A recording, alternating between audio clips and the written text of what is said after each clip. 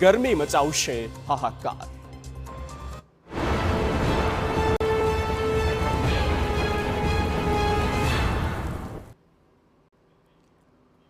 ગુજરાતમાં માવઠાના કહેરની શરૂઆત થઈ ગઈ છે।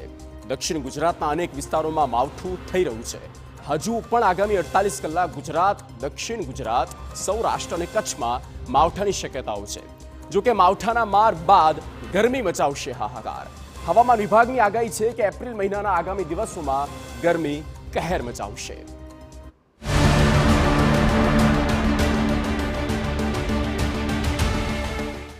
ગુજરાતમાં માવઠાની આફત।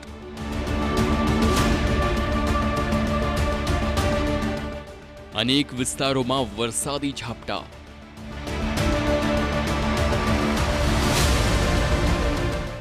ધરતીપુત્રો થયા ચિંતિત।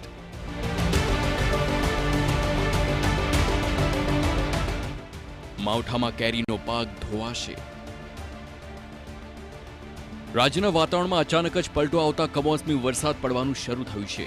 હવામાન વિભાગની આગાહી અનુસાર રાજ્યના કેટલાક ભાગોમાં વરસાદી ઝાપટા શરૂ થયા છે। સૌરાષ્ટ્ર, ઉત્તર અને મધ્ય ગુજરાત બાદ દક્ષિણ ગુજરાતમાં વરસાદની આગાહી કરવામાં આવી, જે પછી સુરતના દરિયાકાંઠા વિસ્તારમાં ઝરમર વરસાદ શરૂ થયો। અચાનક જ માવઠું થતા ચોમાસા જેવો માહોલ બન્યો। રાજ્યમાં વરસાદી વાતાવરણ સર્જાયું છે। હવામાન વિભાગની આગાહી પ્રમાણે આગામી 3 દિવસ ગુજરાતમાં ઠેક ઠેકાણે માવઠું થવાની પૂરેપૂરી શક્યતા છે। આગાહીને પગલે આજે દક્ષિણ ગુજરાતના કેટલાક ભાગોમાં વરસાદી માહોલ છવાયો। સુરત જિલ્લામાં વાતાવરણમાં પલટો આવતા ઓલપાડ તાલુકાના કાંઠા વિસ્તારમાં વરસાદી ઝાપટા શરૂ થયા। ખાસ કરીને સુરતમાં દરિયાકાંઠાના વિસ્તારમાં આવેલા ગામોમાં ઝરમર વરસાદ શરૂ થયો, જેમાં મોર, ભગવા, જીણોદ સહિતના ગામોમાં માવઠું થતા ફરી એકવાર ખેડૂતો ચિંતામાં મુકાયા।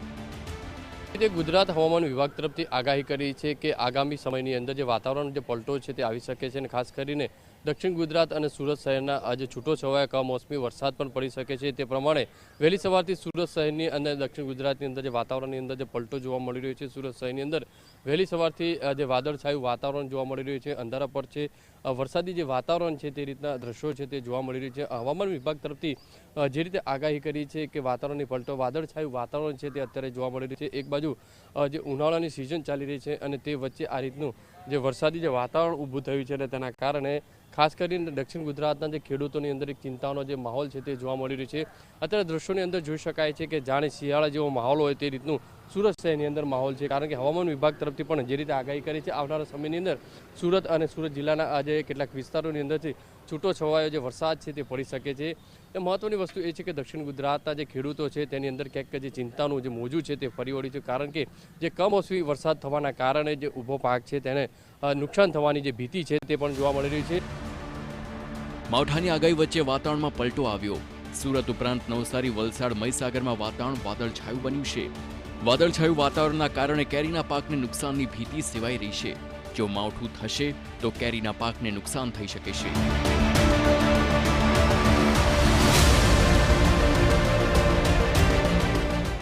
રાજ્યમાં અત્યારે બેવડી ઋતુનો અનુભવ થઈ રહ્યો છે।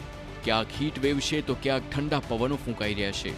હવામાનનો મૂડ અલગ જ દેખાઈ રહ્યો છે, પરંતુ આ બધાની વચ્ચે હવે હવામાન વિભાગે એક મોટી આગાહી કરી છે।